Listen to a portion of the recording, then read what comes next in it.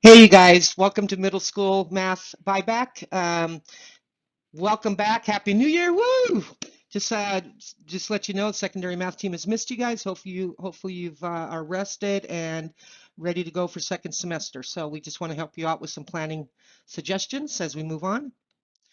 Here are some outcomes for the day. We want to share some resources, documents for quarter 3 planning. We also want to show you some structures for planning a 75-minute block for synchronous learning. And we also want to show you some engagement strategies along with checking for understanding and grading considerations. Hope you enjoy it. Have a great day. And we know that the planning, the delivery of instruction, high quality instruction, engagement, and the checking for understanding is about our commitment and expectations to all our students. And we know that all students can learn at grade level and beyond. And we should always keep our lens of equity for all our students. All right, you guys, as we move into this video, we're going to now look at planning resources for clarity and focus. When you go into the math website and you click on middle school, you will see the 4 courses. Click on your grade level. I chose grade 7 for this one, and you will see all the different hyperlinks to our documents that we consistently update and upload as we find out more about distance learning, especially through Achieve the Core. There you will find our scope and sequences that have been revised. You will find our quarter 3 documents. Again, those are specifically for unfinished learning based on quarter 4 of last year. And then our instructional guides allow us to adjust our lessons per module. So some of those documents are I know you're familiar with them, but I just wanted to point out our scope and sequences have been revised as far as based off of the priority standards from Achieve the Core. We have specific standards that are highlighted. Those are your major focus. Please pay attention to those. Those are the focus and clarity of what you should be working on deeply. And then you'll also see some standards that have a strike through them. Those have actually said through distant learning, you can eliminate those for this year. And then the standards that are not highlighted or stricken through the Achieve the Core suggest that you eliminate or not eliminate, but lower the emphasis and maybe look at how you can combine those together. This document, again, is your adjusted instructional guide. We've taken a look at, especially going into the 75 minutes, we've readjusted these based off of 75 minutes, but also you can see that we have, within Module 8, for instance, you have block periods, and so we looked at each lesson, and you can see work in red with some suggestions, and then you will also see certain things that with a line through it to say that lesson can be completely eliminated, which will help you in your planning. Um, Also at the bottom of your scope and sequences, you'll see a link to the, it's called the priority standards based off of Achieve the Core. This is a really nice resource that takes you through standard by standard, focus area per grade level for clarity and coherence. But you can see within this document, it lays out the standards nicely as far as reducing, eliminating, combining, and incorporating. And then also, um, we also have our unfinished learning from 4th quarter. These are called your guidance documents. Please pay attention to these when planning because especially during semester 2, we're going to be bringing in some of that unfinished learning from quarter 4 of last year. That's where this information is going to come in handy. Thank you. Boom. So just to recap what these documents and purposes are of each document, this is just a nice little overview if you want to know which document to look at.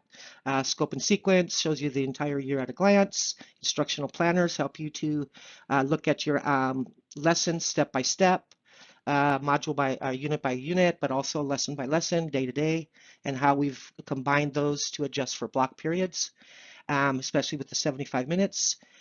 Priority standard document from Achieve the Core helps you to really go deeper into the standards and focus on the right work. And then our quarter guidance documents help you to understand the unfinished learning of 4th quarter. Thank you. Here is some optional reading for you as you begin to think about planning for a 75-minute block period. This article called Pacing Lessons for Optimal Learning talks about allocated time, which is the amount of time teachers plan for, instructional time, which is the amount of time actually spent on an activity, and engaged time, which is the amount of time students are actually engaged. To make effective learning happen, we want to maximize engaged time, in which students aren't just attending to direct instruction or doing the activities plan, but are significantly engaged as they do so.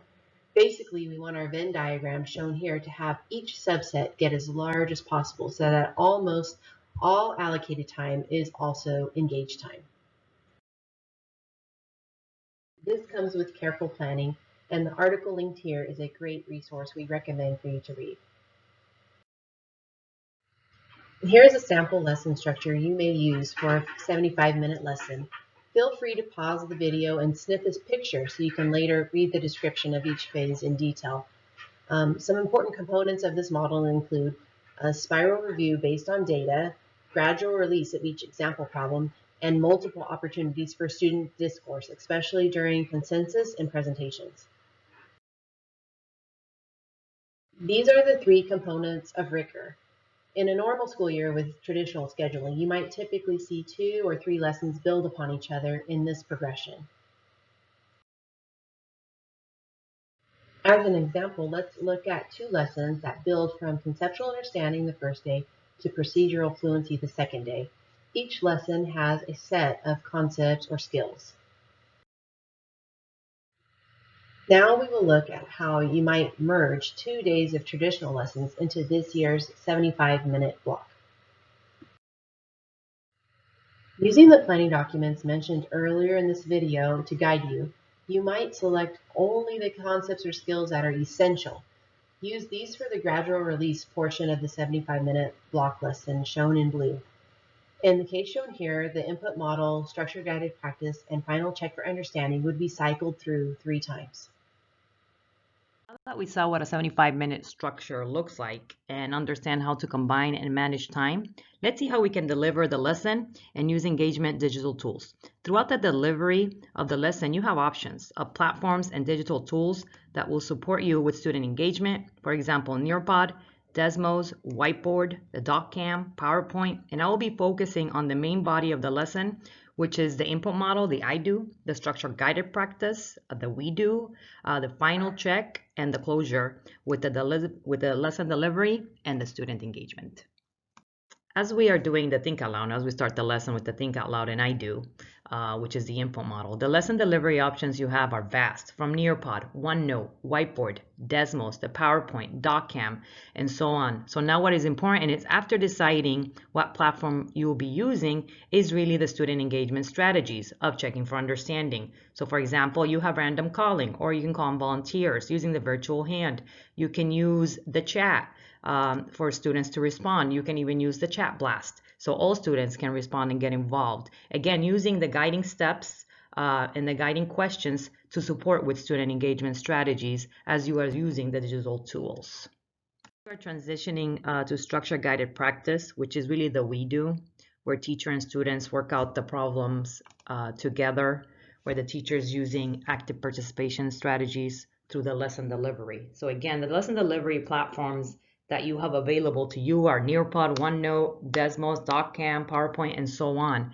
But the main thing after you choose your platform is really the engagement strategies that you have planned for through the structure guided practice, which is using guiding steps, guiding questions and guiding steps to call on students at random, using the virtual hand, making sure students unmute and speak, using the chat to engage students and to check for understanding, making sure that you use best practices as you use wait time when you're asking questions, and making sure you have equity through the voice of the students.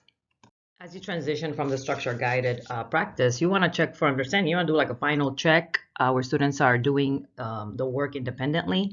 And the teacher is really here checking for understanding using different tools, different platforms like Nearpod, Desmos, Forms, Poly, and so on to make decisions based on the student work. The teacher here can decide which students can be released for student practice using student-paced Nearpods, Desmos, OneNote, digital assignments, and so on, and which students will be pulled for small group. Very, very important in every lesson to summarize the learning with the closure. And there are many interactive tools that are available. For example, you have the Collaborate board in Nearpod, you have Flipgrid, you have Desmos, you can even use a Poly or Forms, even a digital exit ticket, which supports again with the lesson delivery and the student engagement strategies. And next, what we're going to be talking about is as we looked at the 75-minute structure of a lesson, the lesson delivery, and the student engagement platforms and digital tools. Now we're going to be looking at the checking for understanding and grading considerations valuing student work. Let's take what we learned from last semester and prepare for a new semester. Some challenges last semester included lack of participation in class and on assignments and tests. Some adjustments teachers have tried include the use of engaging platforms, modification to grade scales, and reimagining of assignments and assessments. We want to ensure our grades accurately reflect student mastery of standards. Consider some new ways to capture data on this, as traditional methods may not be compatible with these untraditional times.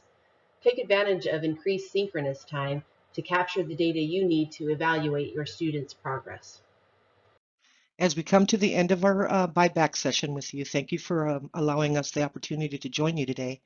We do want to mention the optional secondary math office hours that will be coming up this week, January 12th through the 15th. Topics to be discussed, any follow-up questions based on this video. And also we'll be sharing some possible structures for Monday asynchronous instruction. Hopefully you can join us, teachers, at any one of the sessions throughout the week, 8 to 9 or 2 to 3:30. Please feel free to join one. Just jump on in and bring some questions, bring some concerns. And then also admin, your session would be between 10 and 11. And again, just attend one of those and we'll be sharing some Monday structures with you as well. Have a great semester and look forward to working with you. Thank you.